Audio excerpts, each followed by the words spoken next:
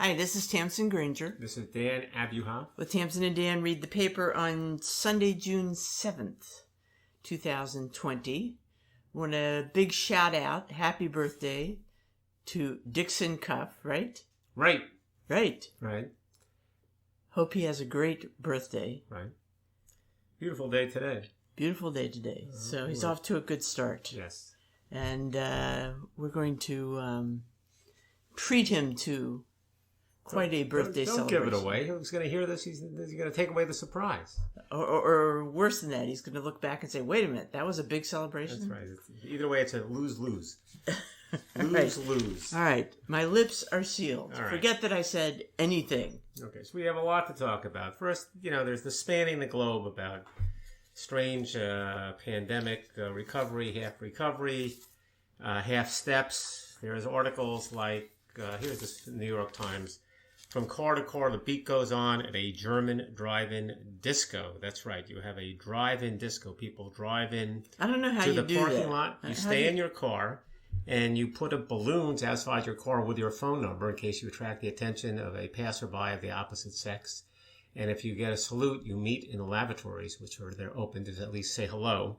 And they have groups performing music, and people squirm in their car to the music. Wait. Squirm a minute. in your car. You squirm in your car to the music instead and of you dancing. meet in the lavatory? Obviously, it was too much information for you at one time. At the end of the day, it's a poor substitute for the real thing, dear. But that's the same thing as true. What real thing? The real thing is a real disco. Similar story. Is that the big... I do remember a lot of action in lavatories and discos. I didn't say there's action. I didn't know that was I'm switching to the next an ongoing thing. Next story is a front row car seat for the return of Czech theater. Again, people in cars, in this case, sitting in a parking lot to watch theater, presented open-air theater, which they have a terribly tough time hearing. This is in Prague, although there was some electronic transmission, like a drive-in movie theater. Generally, the reviews are mediocre, lukewarm. Theater is not at the highest quality, perhaps. The sound is not great, but it's fun to be doing something live as opposed to doing something streaming. How can you even see what's going on? Again, Tamsen, point is not that it's going to be a great replacement for the previous experience, but it's how people are coping. Here's something that's more positive. More positive. You can latch onto this. Wait a minute. I think I'm breaking in here. No, you're not. Parisians savor coffee and culture as cafes reopen after 11 weeks. Okay? All right? There you go. That's a reopening. You have the outdoor Parisians savoring coffee. So now you're getting something different. And this is specifically for Parisians. You don't have a lot of tourists around, so in a way, it's the best possible thing. The best possible thing. As they say in the Times, this is perfect for French. They can be convivial without getting too close to one another. A French ideal. As a matter of fact, they even say that you can tell it's French rather than tourists because the French never talk to tables that are across the way in a cafe. That's not a French thing to do. So this is perfect. It's a measure of social isolation while being outdoors in the cafe. And you have a similar story, I know, having to do with the locals enjoying culture that's usually denied them. Am I correct? Right. Right. Yes? Can you slow down a little bit? Sure. I'm slowing down. It's all yours. Yeah. In Rome, well, all over Italy, because no tourists are coming from other countries, the natives are getting to see their local landmarks and, cultural icons. Right. And so you have all these stories. There was one in the Wall Street Journal. There was one in the New York Times about, people who live right across from the Colosseum and haven't been there in 20 or 30 years. And now they're going in and they're amazed. So, there are less people to go in, many fewer people are permitted to go in. So you're getting ideal circumstances to see the Sistine Chapel. Well, there you go. And to go to the Uffizi. And, in so many places in Italy have been absolutely overrun by tourists. In Venice, it's just a madhouse. So, and there have actually been demonstrations and protests by keeping natives out of Venice. Yeah. You've got to. Well, there was a particular port that they were opening up to a tourist. Well, they have these liner. massive ships, and they want to keep in. it closed to tourists to preserve some of the city for Venice. I can understand that, but I take your point that this is something. Hey, let's not call it a silver lining, but something that somebody's getting something out of the pandemic environment. In this case, the local population that wasn't really made available to them before. And I gather it just wasn't accessible because the tourists have been mobbing the places. Well, people doing things differently, and we were talking about another story that's a similar theme, which is the way people are buying foodstuffs, basically, in a way that. You're grimacing at the word foodstuffs. Foodstuffs are real. No, not foodstuffs. Your segue. I don't get that segue at all. Oh, well, go ahead. Okay. So, as we know, restaurants are doing no business. Right. So, if restaurants are doing no business, we know restaurant suppliers are doing no business. So, to solve that problem, some restaurant suppliers have developed a retail arm. And I know a week or two ago we talked about fishmongers, setting up pop-up shops. Not actual fishmongers, but fish suppliers to the restaurants. We're setting up retail shops. So some of these big food stuff suppliers have been doing the same thing. Baldor, D'Artagnan, not the really huge companies, but so far it's been kind of successful. Okay, people are able to get ingredients. Items that are not usually available to them perhaps in their area or in their situation. Special mushrooms, morels, sushi grade tuna, all manner of. Plus, they get sea urchin roe. They get it delivered. All right, and the minimum order is not crazy. The minimum order is $200 for Baldor's, according to the article. They reduce it to $200. Sometimes people go to the supermarket and spend $200. Here you can get a $200 order. It's not like you go to the supermarket and you get some cereal, you get some cheese, you get some toilet paper, etc. Here, some of these items are still very pricey, dear. Yeah. So I looked at Baldor's, and I looked at skirt steak. And how expensive is it? It comes in a package that's like $80. They tell you it will be, 3 or 4 pounds. Mm-hmm. And it actually, according to the reviews, often comes up to much less than that. So you're paying anywhere from 20 to 40 pounds. $40 for a pound. Yeah. For steak. Like skirt steak. And what do you normally pay? I pay 10 to 14. Really? So, and I thought that was pricey. So, the article's a little misleading, but it is true. Baldor's in our area services a lot of. They did say oysters were less expensive. I don't know what kind of your minimum order is, but they're saying that you can get oysters for about half of the $3 you would pay for an oyster at a restaurant. And an oyster is an oyster, right? Yeah, but you have to open it yourself. You have to open it yourself. You're going to do that. And not you got to that big make a the deal. sauce. So Look, but a lot of the items do come in. It's not like you're buying 100 pounds, but you still are buying maybe 20 pounds of meat in the more affordable cuts. Well, let me ask you. And that's still a lot to process. I know we're not doing a lot of entertaining on a large scale, but somehow, theoretically, you were entertaining a group of 6 or 8 or something. Because this will hang on. They suggest that this service will hang on. If you had the opportunity, would you actually look into this if you were entertaining a group of 6 or 8 people? I might look into it if I had a reason to search out particular things that they provide. Special food, special high qualities. Right. All right. Well, that's something. The idea of the oysters, the fresh fish, and D'Artagnan's a provider you used to use when you were in the business. Yes. And I know what D'Artagnan's products are, okay? But again, whether you're a restaurant or whether you're a person, if you are having someone else choose your produce, choose your meat, okay, you need to have a pretty good relationship with them and an understanding of and confidence and trust that they are going to send you what you want. Okay. I mean, we have been in situations where I order something at a grocery store, and then I see the meat and it's, garbage. It's not what you want. Right. Well, so that happens even more easily if you're getting it You have online. a certain marbling content you want, and things like that. Yeah. But anyway, I thought it was but anyway, it's interesting, and you pointed out, and I thought this was interesting too, that of course when these suppliers sell to the restaurants, it's on credit. Okay, they're delivering all the meat, produce, and or whatever, get paid 30 days and later. then they're going to invoice, and then they're at some point going to get paid.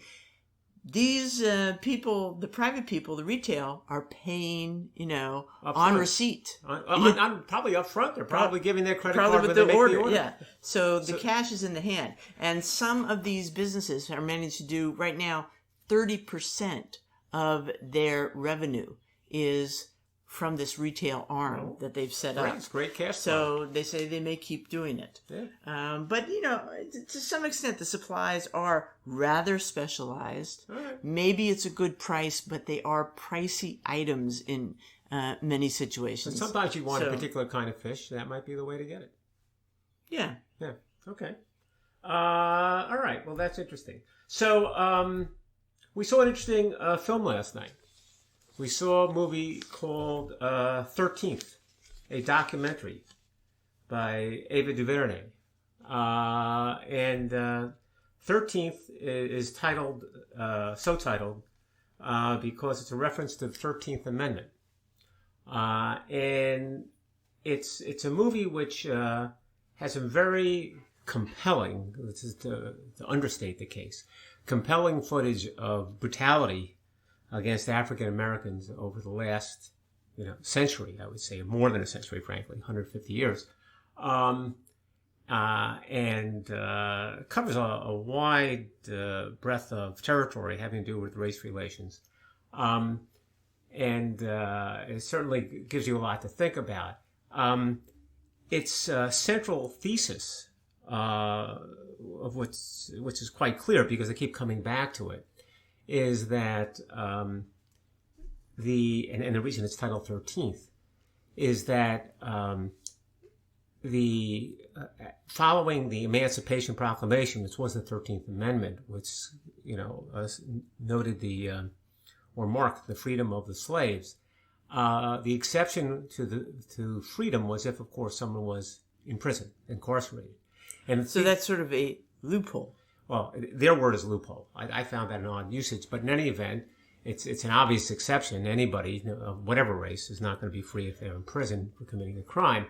And the thesis of the film is that in order to keep the equivalent of slavery going, or for black males, there was the enforcement and passage of laws in the ensuing 160 years to keep black males from being free members of society, in particular by virtue of having them imprisoned, and the evidence of that being the large imprisonment figures associated with black males in the United States. 1 in 3 black males, according to the movie, will be in prison at some point, whereas 1 in 17 white males will be in prison at some point. And as they characterize in the movie, that is the exploitation of, as you describe, a so-called loophole. It was freedom, but not really, because these folks were going to be put in prison. That's the thesis of the film.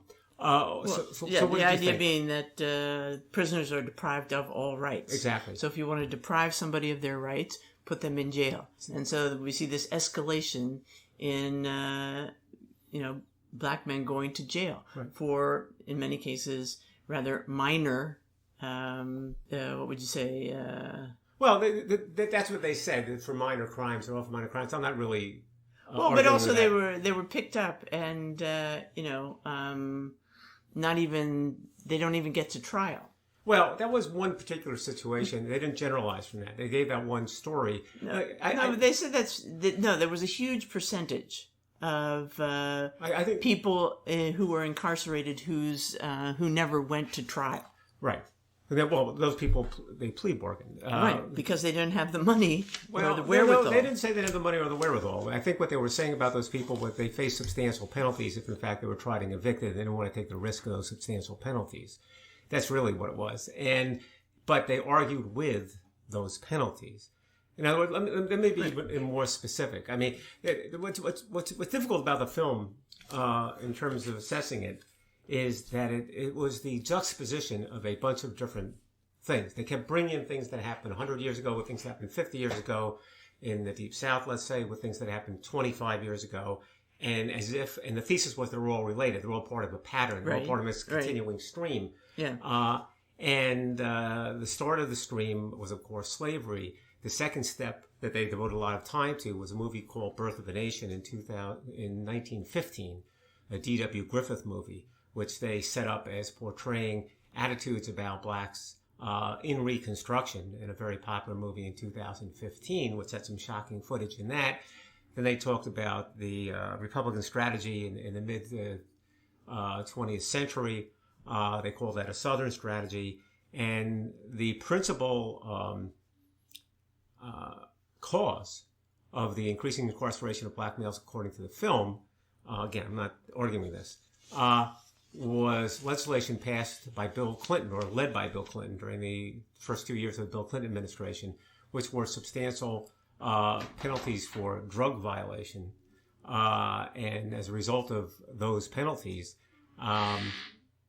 the young black population ended up being imprisoned because a lot of them were being arrested for these drug offenses, in particular the sale of crack cocaine in various parts of the United States. That's what really, according to the movie, that's what caused all these figures to swell.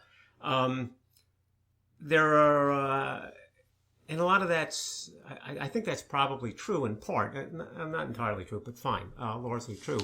But the thesis of the film is that this was intentional.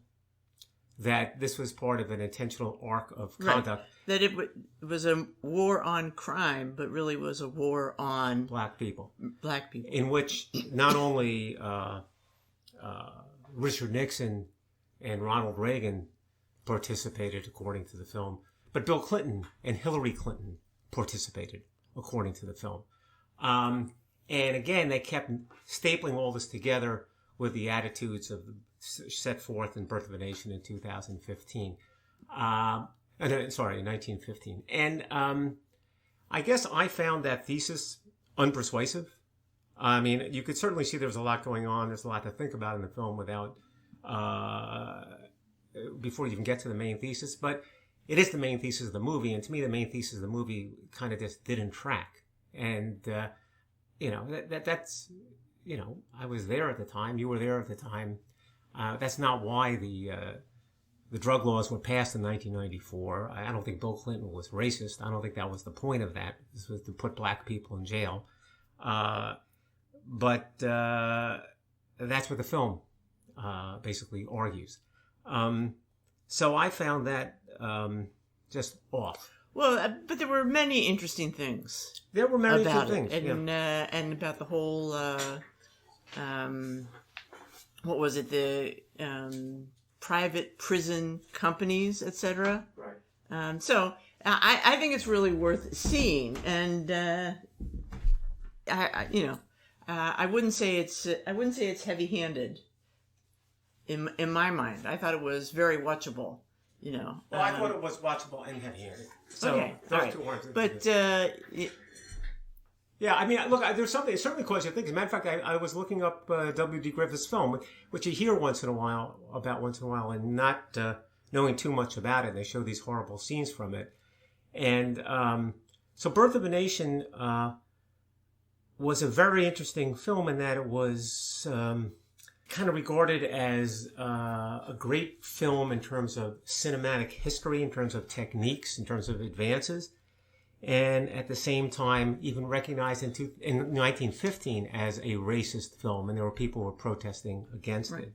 So much so, by the way, that D.W. Griffiths made a movie a year or two later called Intolerance about the fact that so many people rejected the movie Birth of a Nation. So it's not like that was accepted as prevailing racial attitudes. But there is a quote from Richard Brody from the New Yorker, just an article just a few years ago, said the worst thing about Birth of a Nation is how good it is as a movie. So that actually is why I think it lives on in cinematic history. Because in the same way some films made during the Nazi era in Germany are cited for certain techniques or whatever. And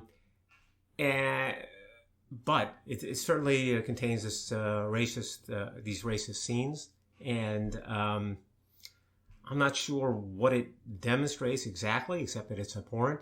But I just don't see how it connects up with Bill Clinton in 1994, let alone the prison population in 2020. Well, I did think it was interesting, the idea that the Ku Klux Klan is depicted in it. That's absolutely what's going on. And some of the imagery is invented by D.W. Griffith. And the Ku Klux Klan, takes that on. He's the one who invents the burning cross. That's absolutely true. And D.W. Griffith was racist. And there are posters for the movie with a picture of a Klansman as the hero of the film. Right. So this is all about the more you know, the more you know. Yeah, sure. Okay, so very worth looking into this and examining more in depth. Okay. All these ideas. So, on a completely different subject. Yes. Well, we have I don't know, is this a museum update or it doesn't really qualify for that? No, it's not really a museum update. In the back of the review section of the Wall Street Journal, they always have an article called Masterpiece, and miscellaneous people write in about some, movie or painting or, book or whatever. And this week is an article called Finding the Glory Beneath the Grime, written by Elizabeth Bowman, and it's about a church, a 5th century church, about 300 miles south of Cairo, called the Red Monastery. And I happen to know about this church. I happen to know Elizabeth Bowman. Really? Yeah. You know Elizabeth Bowman? Yeah, she was a professor at Tyler, at the Temple University. A colleague of yours? Yes, and I've been to dinner with her. Oh, wow. Very interesting person, and this is her project. She discovered, basically, this church, and the decorations inside, and put together a project, found the money to support it, and basically spearheaded this decade-long restoration of this church. It's Coptic. That means Christian, Egyptian Christians. All right. It's from the 5th century. That's a long time ago. Right. All right. And it's spectacular. There used to be a video posted, something in conjunction with the Metropolitan Museum, where Elizabeth gives you a tour of the church, and you get right up close to see it, and it was just amazing. It's no longer available, and the picture in the stupid article is terrible. You don't get the idea at all. But it's a very simple church, just a basilica form. That's a long nave, but then these 3 lobes at the end that are all decorated, encrusted in encaustic. Encaustic is wax-based paint. Now, because it goes back to the 5th century, it was, covered with soot and smoke, and you couldn't even see it. And at some point, the monks built up, perhaps to protect the walls from earthquakes, these kind of mud brick walls in front. Perhaps that is what saved all this imagery. Because, a lot of things that were painted back in the day, we don't see the paint anymore. The Parthenon, for example, all right, was originally painted, and now we see it in the pristine white. So we're quite lucky. And, it's imagery of church fathers, saints, the Virgin Mary, angels, etc., and a lot of sort of fantastic, decorative, ornamental design. Now, it reminds you of like the Byzantine mosaics that I know you saw with me on our bike trip to Ravenna, right? And that is sort of, highly ornamental, decorative style. And here it's all in paint. This is just unbelievable. Okay, the colors are bright. The imagery is, a little bit off-putting in some ways. The figures have these enormous eyes, and there are these strong outlines, these dark lines that delineate everything. But the colors are just spectacular.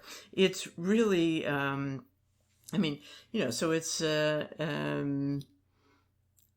1,000 years before, like, the Sistine Chapel and those paintings. So it is something that is stunning, really, as she says, one of the wonders of the late antique world.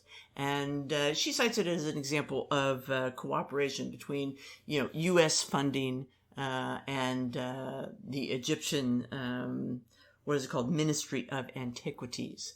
But really an amazing, fascinating restoration project, and really expands our kind of understanding of the art from that period. Well, it's a hard story to follow, but as long as we're talking about masterpieces, this is the 8th year anniversary of the no-hitter by Johan Santana for the Mets, the only no-hitter in the history of the New York Metropolitans. A game that we followed by virtue of my telephone while sitting at a bar at Deanna's and discussing it with the bartender, Armand, who I was probably listening. And we celebrated with a handshake when he actually broke the string of the many, many, many games that the Mets had endured without having a no-hitter, and they finally had one. It's interesting for several reasons, because it shows sort of the tragic arc of the Mets, even though it was a triumphant no-hitter, in several ways. Number one, it's highly controversial. Some people feel it's not legitimate because in the 6th inning, Carlos Beltran, who was on the opposing team, hit a line drive that bounced in the view of the umpire just foul on the left field line. And on replay, one could see it was clearly fair, and therefore it wasn't a no-hitter, but we didn't have replay then. So it's tainted, but it's there. That's number one.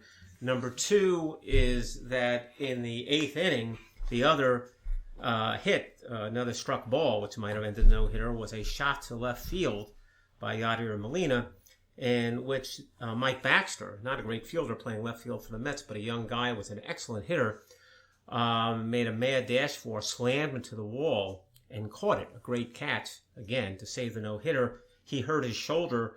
Mike Baxter was never the same. He looked like a tremendously promising player for the Mets. In his career, he got hurt. Now, his shoulder never really recovered in a way that he could recover. So that was sad. And finally, Johan Santana himself, having to throw 134 pitches in the game, he was coming back from a sore shoulder, which is a bad injury for a pitcher. Yeah. It's much worse than the elbow, at least a Tommy John surgery.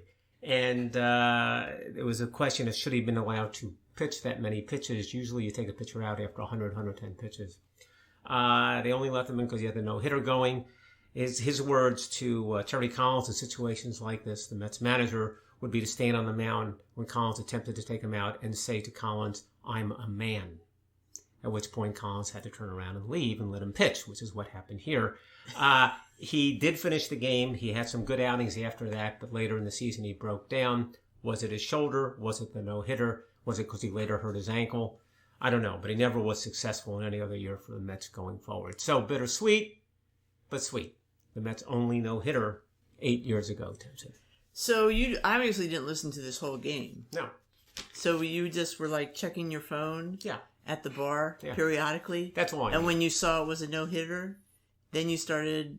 Were you listening to it, or were you just watching the play-by-play? On the phone. On the phone. Yeah. Okay. Yeah. That's funny. Yeah, well, listen... Did you feel bad that you didn't see it in person on the television? No. Not at all. Not at all. Okay. Sometimes things have a greater reality. Certainly I always feel that I get more of an experience in a sense on the radio than by watching it on television. I don't know why, but in a sense it's more evocative. You fill in the details by yourself. Mm-hmm. And the phone does the same thing. I mean, this only works if you've watched 14,000 baseball games. And then you can start reading following them on the radio or your telephone. You've got all the visual Yeah, images I'm you only need. up to about 10,000. You So got it's a way to going to be go, a honey. while before I can You got visualize some work in front of you. any baseball at Yes. all. Okay. All right, so you have a painting. This is a great year for me. This is a great year for me. No baseball. No baseball. Max, 50 games or something. Yeah, that's true. That's true. I am making out. Yeah. More art, Tamsen. Give us more art. Yeah, I mean, I feel bad that I'm kind of focusing on all this visual stuff, and we're not really a visual show, Right. but I can't help it. From the New York Times on Thursday, June 4th, was an article called "Lessons from a Bloody Masterpiece," under the heading of "Close Read" by Jason Farago, and it takes you through the famous Gross Clinic painting by Thomas Eakins. And that is a painting of Dr. Gross lecturing at Jefferson Medical College while, an operation is going on to help this. We can't tell if it's a man or a woman, but somebody is being operated Just as well. on. You don't want to look too carefully, honestly. With the thigh bone infection. Don't. Okay? Don't. But, anyway, this is a great article for anybody who wishes they could go to a good art history lecture. Yeah. Okay, it takes you through point by point of images in this painting that fascinate Mr. Farago, and he has a great deal to say. And first of all, he starts right out. It's kind of an ugly painting. It did not get great reviews. Well, almost nothing that Eakins did during his lifetime got great reviews. All right, this was considered dark and gory and weird. It was originally entered in the Centennial Exposition, one of those, from, you've guessed it, 1876. All right. So it was submitted for the art exhibition of that and rejected because it was too horrifying. Right. Nobody wants to look at that. Right. I can see that. But it was still displayed. It was displayed in a, what's it called? The Ward 1 U.S. Army Post Hospital. So in other words, there was a setup as you would have in World's Fairs of the latest technology, and Philadelphians were kind of showing off the cleanliness, etc., their modern hospital technology, and the painting was hung there. It got terrible reviews, including from the New York Times, saying it was so dreadful that the public may be well excused if it turned away in horror. Great. It has a tough time. He has a tough time selling it after the show as well. But he does sell it to the, Jefferson University Hospital, medical university, whatever. And it's there for like a zillion years with barely anybody looking at it, right. Of course, until the hospital, starts to sign a contract to sell it for $1 gazillion in 2006. Then Philadelphia feels they need it. They got to have it. Yeah. And $68 million is raised to buy that painting. Wow. It's shared between the Philadelphia Museum of Fine Arts and the Pennsylvania Academy of Fine Arts. It goes back and forth. It has some other interesting details. It is kind of a dark, dull looking painting, as are many of Eakin's paintings. And at a certain point, 1917, Jefferson Medical College, whatever it is, right. Actually gets it pimped up a little bit. What, gets it restored, gets it cleaned up and brightened up. Right. And Eakin's widow is shocked. Right. She says, it never looked like that. Right. And indeed, because he was probably emulating masters like you've seen Rembrandts, okay? Rembrandts don't strike you as bright and colorful and cheerful, and they were even darker, back in the 19th century when Eakin is seeing them. So he's emulating that kind of mode, that color. He was not interested in bright. It will be later, actually 2009, the Philadelphia Museum does a major conservation and tries to take it back to the original tones. There was one good photograph available and some studies to kind of, and descriptions to try to give the conservators an idea of what it should look like. So this, this painting has been through a lot, but it is, so again, it's worth reading the article. Farago takes you bit by bit through, he says, look at the paint, under the finger, look, not at the paint, look at the blood, the red paint representing blood under the fingernails of the surgeon. It's just amazing. And of course, this is one of the things we love about being able to look at these paintings on the small screen. You can, if you have a good image, you can zoom up and see a lot of these fabulous things. Now, there's an intense realism to this. Eakin was a realist. He was fascinated by photography. He was fascinated by, what do you call it? Stop action photography. Is that what you call it? Yes. Yeah.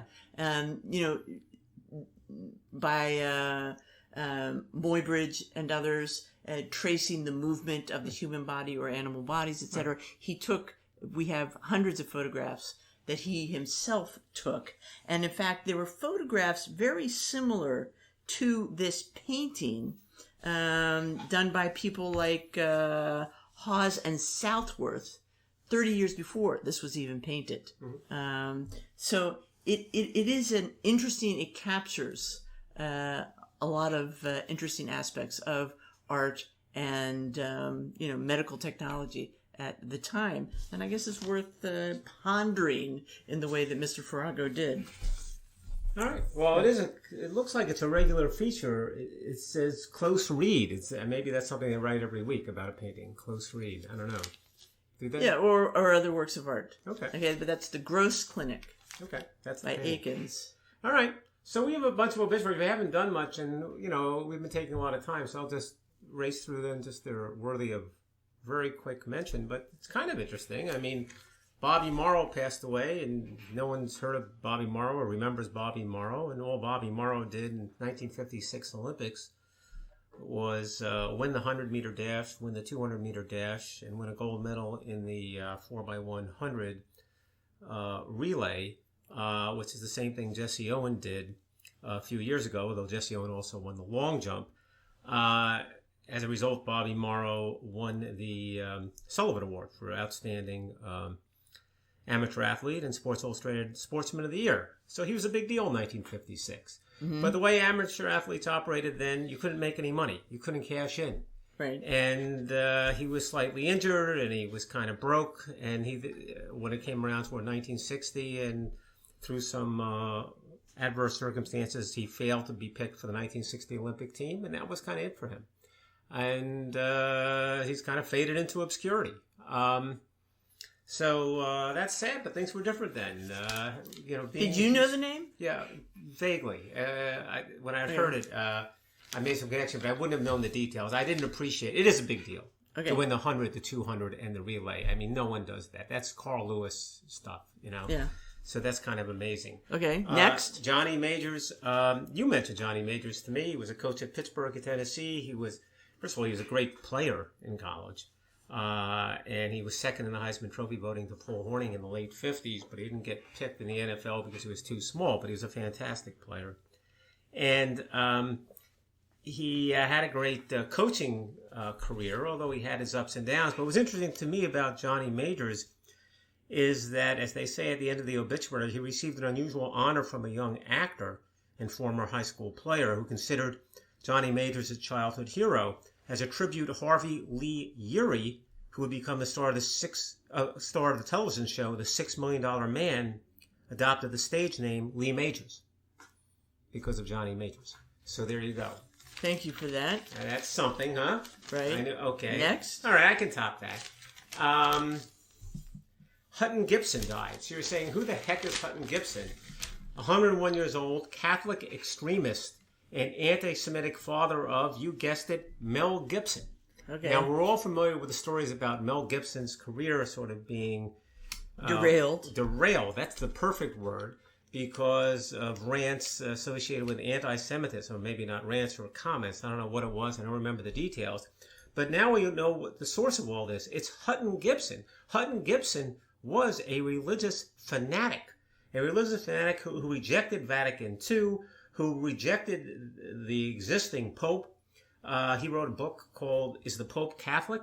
which used to be the punchline in a joke, like there's a bear blank in the woods. But no one was religious enough for him, a religious extremist and, frankly, anti-Semitic individual, Holocaust denier. The World Trade Center 2001 thing was remote controlled. He had all these kinds of crazy theories. And when Mel Gibson made the movie The Passion, which was about the crucifixion of Christ, somehow Hutton Gibson got in front of the media and started putting forth all these theories. And it was, according to this article at least, it was a result of what Hutton Gibson had to say that studios decided they weren't going to deal any longer with Mel Gibson, which I didn't realize. Mm-hmm. Mel Gibson, for his part, apparently still has a bond with his father, although doesn't necessarily sign on to all his views. For example, he still financed the church that his father founded, basically by himself, Hutton Gibson's own church. And yet they have an interview here that they write about, interview by Diane Sawyer of ABC News, who asked Mel Gibson to repudiate his father's statements at the time. This is the article. He stopped short of doing so, saying, quote, "He's my father. Gotta leave it alone, Diane. Gotta leave it alone." So, I don't know. I guess there's more of a story there, but I never realized. You know what this reminds me of? What? Oscar Hammerstein. How so? You've got to be taught. Carefully taught. But you're saying he was taught. I don't know if he was just bound up with his father in an odd way. He may not have believed everything his father... I don't know. You grow up with something like this, you hate all the people your relatives hate. But you're accepting that Mel Gibson adopted Hutton Gibson's views. I'm not sure that's true. He may just not have pushed them away as hard as he might have. Which is a little bit different. When you grow up with something, it's instilled in you. Look, there's a lot of talk about this currently. The whole idea of just implicit attitudes and bias. Well, and this is an extreme example. Yeah, and you'd like to think somebody could wake up and reject, but those rivers run deep. Yeah. I guess. It's just more of a story than I realized. And finally, the other one I wanted to mention was Herb Stempel, who was a contestant on the quiz show 21. And he was the guy who revealed that everything was fixed in 21. He apparently had won a certain amount of money, about $25,000. And then he was asked the question on the quiz show, who was the winner of the Best Picture Award for 1955? He said On the Waterfront, even though we knew the answer was Marty. He was disqualified on that basis. It went to a fellow, Charles Van Doren, and because he was considered more appealing to the TV audience. But later, Stempel became a whistleblower. There was the movie with Ray Fine later called 21, which portrayed all this in some detail. Stempel was a consultant for the film. And as he liked to say, he never returned the money that he got from 21 because he said he earned it as an actor. Right. He was making believe that he was having a hard time with these questions when he wasn't really at all. And so you watch some series? It does come to BBC series? There's a show called Quiz that's on at 10 o'clock at night or so on a BBC series, the BBC channel, which is on a so-called scandal associated with Who Wants to Be a Millionaire. A very similar idea. Mm-hmm. So I have to watch tonight's episode to tell you how similar it is. Well, I know you want me to tell everybody what I'm reading lately. Yes. Okay, because, finally I'm done with school, so I can get back to intense enjoyment of reading detective novels. Yes. And my latest find is the stories of Inspector Montalbano by Andrea Camilleri. And this, I guess, was inspired by someone you know Bob who recommended, a friend of mine, recommended the TV series, but you have to pay money to see the TV series. And we so can't be doing that. I knew that wasn't going to happen. Never. But you Dan found the book. Abuhoff is not paying to watch a detective series with subtitles. There's so much television that's free, Tamsen. How can you really shell out for it? Anyway, I've read the first book. It's called The Shape of Water. Yeah, which is an odd title. Yeah, but it was great. Of course, it takes place in Sicily, and it's translated. The original books are written in Italian and Sicilian and so forth, but it's rather salty language. Oof. Yes. Oh, those I'm Sicilians. not sure if Those your Sicilians. friend Bob realizes. I'm going to email Bob and tell him that what are you doing? These are some tough customers. And the Sicilians? The Sicilians, Tamsen? They have a rather anatomically based series of humorous insults. Oh, all right. Well, listen, to give to people. I'm going to let Bob have it. They set new levels of trash talking. Okay, all right. Salty language is as far as you have to go for me. Yeah, don't read these books to your children. All right. Not recommended. I assume there was nothing like that in the movie. But Montalbano is suave and interesting and seems like a good man. All right, listen, I'm just thrilled that you enjoyed it. Who will always get down to the bottom of the mystery. Great. I'm just thrilled that there's a whole bunch of books. I am too. When you find a good character. Yeah. And he loves food. What more can you say? When you find a good character, you're hoping that there are a lot of books. I'll write to Bob. So the final thing I want to comment on is Wes Unseld. Wes Unseld passed away this week, and that was, in my mind, the most notable person who passed away this week. So Wes Unseld was a great basketball player in college and the pros, but in the pros in particular for the Washington franchise, the Baltimore Bullets, the Washington Bullets, the Washington Wizards, whatever the heck you want to call them. So his heyday must have been quite a few years ago. It was from 1967, 68 for about 10 or 12 years following that. Right. Culminating yes. I remember talking to you about him. Oh, sure. When we were just... Yeah, we were in college. He was young and in love. Yeah, that too. He was a mainstay of the Bullets team. I mean, basically his story was they drafted him they already had drafted Earl Monroe the previous year. He would have been the Rookie of the Year, I believe, and you would think they're going places, but they were still a last place team. But you added Wes Unseld, and suddenly they were a first place team. They went from worst to first, and Unseld was the Rookie of the Year and the MVP in the NBA in the same year, which you can imagine is a huge deal.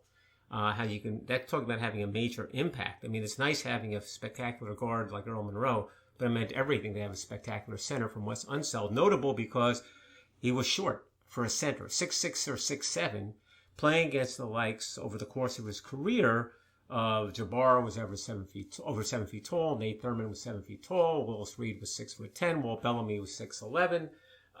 Wilt Chamberlain was 7 feet tall. He was playing against those guys, and he was a tough customer, a very strong man. He played, how shall we say, vigorously. And he was famous for being a great passer, in particular getting great rebounds and then throwing a long outlet pass immediately. He was a fantastic player, but here's what interests me about Unseld that I didn't learn until this week, and that's this. And it goes back to the 1966 NCAA championship game between Texas Western and the University of Kentucky, which is often considered a seminal game because University of Kentucky was not integrated. There were no black players on the team. In fact, no black players in the SEC in 1966, the Southeastern Conference. Whereas Texas Western arrived at the game, a smaller school with 5 black starters. And it was notable because the huge underdog, Texas Western, beat Kentucky. And that was considered a turning point in college basketball. And it turns out that even though Adolph Rupp is often portrayed as sort of a racist, no black players, the truth is Adolph Rupp wanted black players on the team. As a matter of fact, Adolph Rupp wanted Wes Unseld on the team. This I didn't know. Mm-hmm. So in a couple years earlier, or a year or so earlier, he had recruited heavily to have Wes Unseld play in the team. Wes Unseld lived in Louisville. And he wanted Wes Unseld to be the first black basketball player in the SEC. And Wes Unseld turned him down for that reason. Mm-hmm. He didn't want to be the first. He went instead to the University of Louisville, of the local school. And here's the explanation. This is a story that appeared in Sports Illustrated 10 years after that moment. This is Unseld talking. He said, I told my mother that if I played in the SEC, I'd set civil rights back 20 years. A lot of people felt I should be the first black to play. I told them I didn't have the right attitude to be a pioneer. That just wasn't me. I have the same attitude now. I feel if someone is nice to me, then I'll be nice to them. But if someone isn't nice, well, I believe in talking to them in a language they will understand. If a man spits on me, I'll spit back. Feeling like that, I didn't think I'd make a very good barrier breaker. And so he did not go to Kentucky and went to Louisville instead. That's kind of interesting. I mean, it tells you a little bit about Rupp. It tells you a lot about Unseld. There's a lot of self-knowledge for a kid who must have been 19 years old. And it tells you a little bit about the complexity of integrating these schools at that time. In any event, I thought that was kind of an interesting story. But Wes Unseld, really a great basketball player. All right. So that's all we've got today. Quite a bit. I got to get busy. I got birthday cakes to make. Yes, I know. And I'll try to relax while you do that. So until next week, this is Dan Abuhoff. And Tamsen Granger with Dan and Tamsen, or Tamsen and Dan reading the paper. Something like that. You know what it is. Yeah. You know it's Tamsen and Dan. I heard I get top billing. Yeah, you do. Yeah. All right. See you next week.